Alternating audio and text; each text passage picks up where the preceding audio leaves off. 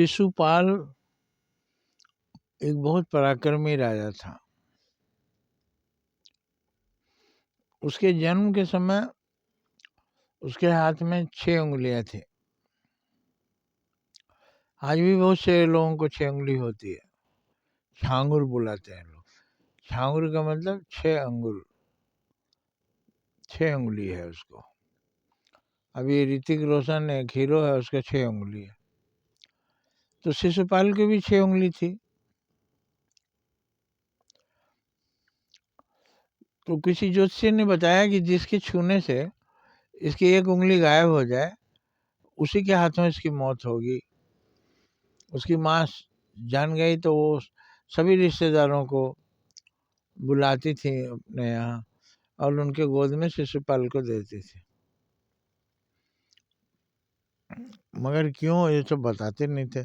आशीर्वाद दीजिए, इसको गोद में लेकर आशीर्वाद दीजिए, ऐसा पंडित जी ने कहा। ठीक है।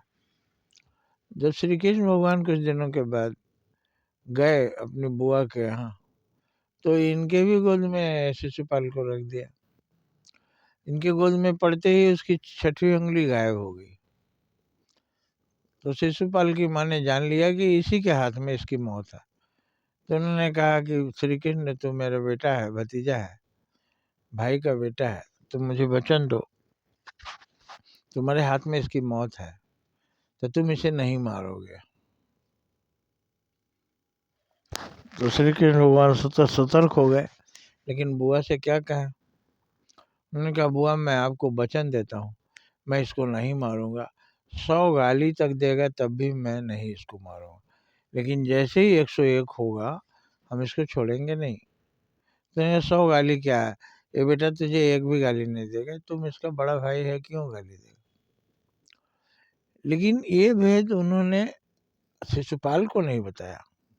शिशुपाल को भी बता देना चाहिए था, तो श्री कृष्ण भगवान से नहीं लड़ता।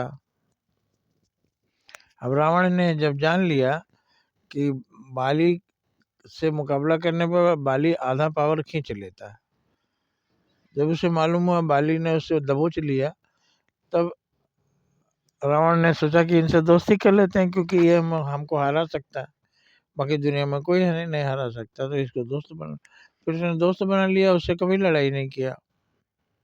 तो शिशुपाल को उनकी माँ ने नहीं बताया कि बेटा इनके हाथ में तुम्हारी मौत है, लेकिन ये गुस्सा ना हो, ऐसा कोई काम तुम ना करना, गुस्सा हो। लेकिन शिशुपाल ने वही किया। जब पांडवों के दरबार में, कौरव पांडवों के दरबार में श्री कृष्ण भगवान को अध्यक्ष बनाया गया, सभी ने एक मत से स्वीकार किया।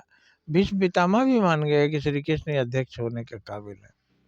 द्रोणाचार्य और कृपाचार्य सबने मान लिया कि श्री कृष्ण भगवान ही अध्यक्ष का पद प्राप्त कर सकते हैं। लेकिन शिशुपाल गालियां देने लगा, मेरे जैसे प्रतापी राजा क्षत्रिय के होते हुए ये कैसे माखन चोर बचपन में चोरी करता था, गाय चराता था, ये हमसे श्रेष्ठ कैसे हुआ। सब गुस्सा हो गए, लेकिन श्री कृष्ण भगवान ने शांत कराया, शांत रहिए, गाली देने दीजिए, उसकी भड़ास निकल जाने दीजिए। वो जब 99 गाली दे दिया तब तक नहीं बोले। 100 गाली जैसे ही दिया, भगवान श्री कृष्ण ने 101 होते ही कहा, बस रुक जा शिशुपाल, अब तेरा अंत समय आ गया। उन्होंने उंगली उठाया, चक्र उनके हाथ में आकर नाचने लगा।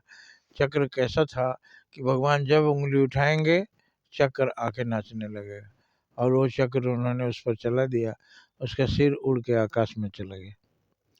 तो इस तरह से जानना चाहिए कि किसके हाथ में हमारी मौत है, उससे ना लगें, उससे दोस्ती रखें। तो ये शिशुपाल की माँ ने गलती की, इसलिए उनका बेटा भरी जवानी में मारा गया। अगर वो बता दिए होते तो श्री कृष्ण भगवान से तो हमेशा दोस्ती रखना, बड़े भाई हैं, हमेशा रिस्पेक्ट करना, क्योंकि इन्हीं के हाथ में तुम्हारी मौत है। तो वो शायद शिशुपाल वहाँ भगवान श्री कृष्ण को, तो एक कथा से हम लोगों को शिक्षा मिलती है कि भगवान माफ़ करते जाते हैं, लेकिन 101 गाली जैसे ही होगा वो तुरंत उसका फल दे देते हैं। तो हमें अति नहीं करना चाहिए। शिशुपाल ने अति कर दिया अति ही हमारे सभी संकटों का कारण है। अति सर्वत्र वर्जयेत। जय हिंद, जय भारत।